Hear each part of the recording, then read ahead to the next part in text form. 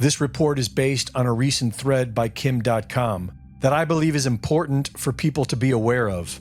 We do not warn of false flags to try to predict horrible events. We warn of false flags to try and prevent them. They are the norm for starting massive conflicts. They are based on lies, and so we only hope that the truth will make them futile. Documentary filmmaker Chris Emery, who has spent years researching PATCON, the U.S. intelligence operation to use false flags as a way of criminalizing American patriots, reached out to me with some information that shows how this is standard operating procedure for the black hats in our government. We had done our first movie premiere in March of that year in Salt Lake City with an attorney that we actually interviewed on the film by the name of Jesse Trinidad. He was approached by a command team leader that was in charge of 10, including himself, basically commandos, to blow up the Browns Ferry nuclear power plant in Athens, Alabama, under the Operation PATCON. And then Jesse went into detail about what PATCON was, which would later morph into the Waco attack, and then the Oklahoma City bombing, and then our current present-day ramification of that was J6. That nuclear power plant is still standing today because this command leader says no, that violated their rules of engagement that they were taught in their special operations ever since he was, a rookie commando. And he says, we are not 27 innocent U.S. civilians, no matter how much money you're paying us. Each of his partners, there were 10 commandos altogether, were given duffel bags full of cash. Each were given $5 million. They left it in the parking lot in the wee hours. He said between 2:30 and 3 o'clock in the morning, they literally left these duffel bags in the parking lot, in the far end of the parking lot, away from the nuclear power plant, and drove away. And they basically told their commanding officer at the Pentagon to F off. We're dealing with people that are of the occult, are in a dark corner of the universe that we can't even imagine. And Newland is in that pack with Merrick Garland and several others, without a doubt. She needs to be brought up on treason and indicted, put on trial, and thrown in prison, and the key tossed away. The world is growing increasingly complex, and now more than ever, it's imperative to understand different viewpoints, especially when manipulation and biases are prevalent everywhere we get our information. Topics like we're discussing today are often underreported or skewed by powerful interests. That's why we use Ground News. Ground News is a website and app that allows you to come to your own conclusions about what's really going on. Their platform gathers related articles from across the political spectrum and world on a single news story and gives you a breakdown of the media outlet's political bias, reliability rating, and ownership. Here's how it works. We found this article about a former FBI informant charged with lying about Biden's role in Ukraine. We can see that over 240 news sources have been published on this, with the majority of sources coming from a left or center point of view, meaning this could be considered a blind spot if most of your news comes from the right. We appreciate that we can see what all sides are saying about the story and come to our own conclusion about what is being said. If you care about the truth like we do and are tired of the misleading media narratives, then you really need to be using Ground News. We highly recommend you check out the site. Go to ground.news/anonymous in your web browser or click the link in the description. Right now you can sign up for less than $1 a month for a limited time or get 30% off their Vantage plan using the link in the description. Again, the link is in the description.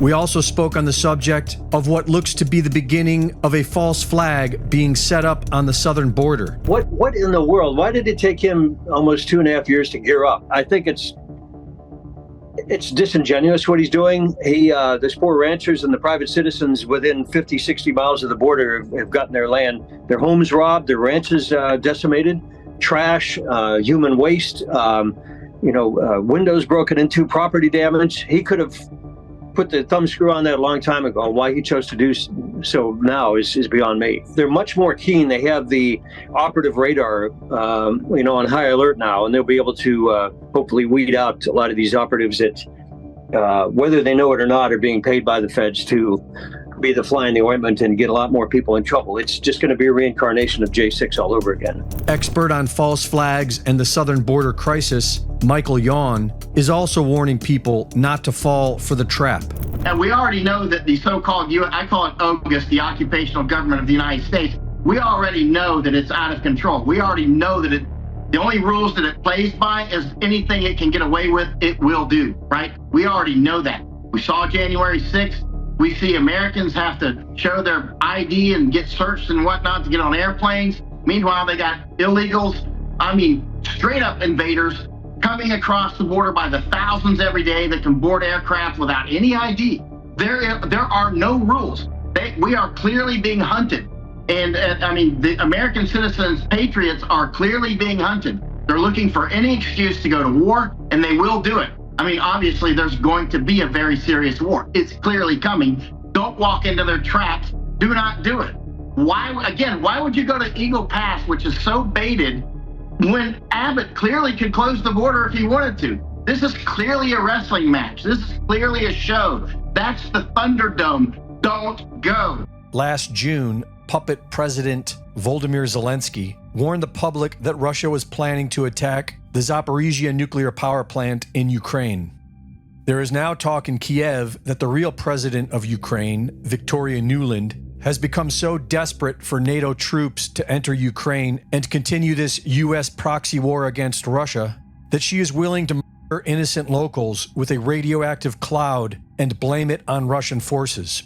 And if you know about Victoria Nuland and the government she works for, then this is absolutely a possibility. Independent journalist Gonzalo Lira, who was arrested and left to die in his jail cell by Nuland's forces, did an excellent job describing Victoria Nuland and the United States agenda in Ukraine. I highly recommend watching the entire thing, but here is my short edit. Victoria Nuland is carrying out a policy which is very, very, very simple. The American goal, foreign policy goal, is to have a weak and preferably divided Russia, a Russia like the good old days in the 90s. Because in the 90s, after the collapse of the Soviet Union, the United States was able to enter Russia and exploit it to a degree that is unprecedented. Ukraine, since 1991, the collapse of the Soviet Union, has been a cesspool of Western corruption. Oligarchs were not only allowed to rise, but were in fact encouraged to rise by the Western powers, in particular the United States, because the United States figured that by way of these oligarchs, these countries could be controlled. If Russia was corrupt, if Ukraine was corrupt, it would be easy for Western interests to go into these countries and steal. When Putin arose, the people in the West thought, oh, he's one of our guys. But what they discovered, to their dismay, was that when Putin took power in roughly 1999, he cut a deal with his oligarchs. You stay out of politics and I'll stay out of your grift. But what happened was that slowly over the years, Putin started edging out the oligarchs. And even as he put in his own oligarchs, he started making those oligarchs smaller and weaker, which is what he's been doing for the past 23 years. Had Putin not existed in Russia, Russia would be what Ukraine is today. Americans started realizing this in the late 2000s, early 2010s. They started realizing that Putin was subtly resisting them, resisting their attempts to turn Russia into a whore. These Ukrainian extremists, they hate ethnic Russians. And that fits very neatly with Nuland. Because Nuland, throughout her career, she has always allied herself with groups that were extremely antagonistic towards Russians. She's always allied herself with people who hate Russians. When the Maidan Revolution started, she supported the right sector. She micromanaged the Maidan Revolution, and that implicated her. When Poroshenko came to power, the next president, she made sure that that government abused the Russians. And of course, she made sure that the Ukrainian army started getting seriously supplied with weapons, and she used that Ukrainian army, and she micromanaged this, to attack the Donbass. You have to understand that in a very real sense, Victoria Nuland has been president of Ukraine since 2014. And so the weapons flowed into Ukraine from starting in 2014 after the coup d'etat. She brought in the weapons. She's like the nexus of all these different interests that want to exploit Ukraine and use Ukraine to attack Russia with the ultimate goal of breaking up Russia and bringing back the good old days of the 90s, the good old days for the Westerners, the very, very bad old days for the Russians. The Russians don't want a repeat of the 90s. That was traumatic for them, as it would for any country. Word on the street is that the current commander-in-chief of Ukrainian forces isn't up for the task of attacking their own nuclear power plant. And so Nuland is looking to replace him with Budanov, who will become the next Zelenskyy if he commits this war crime for the US State Department. If these rumors are being considered by Russia, you can expect a major push to take control of Ukraine before it's too late.